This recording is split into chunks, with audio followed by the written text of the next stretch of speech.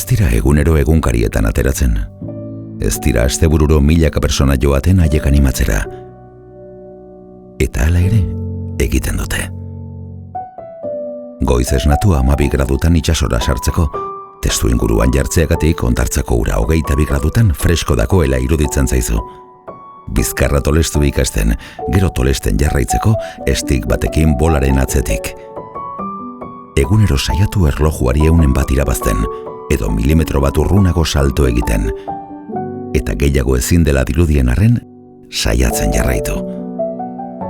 Pareta bezalako aurkari baten aurka entrenatu, inoiz nekatzen ez dena eta pilota beti itzultzen dizuna.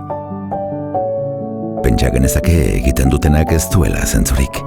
Eta hala ere, galdetzen badiezu, haientzat ez dago beren armarria defendatuz, kirola egitea baino hoberik. Gauza batzuk ez baitira arrazoiaren bidez ulertzen, pasiotik baizik.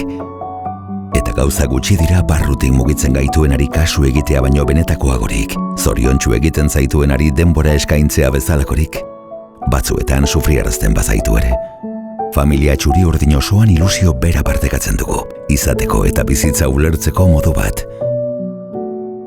2025 gure amets guztiak bete daitezela.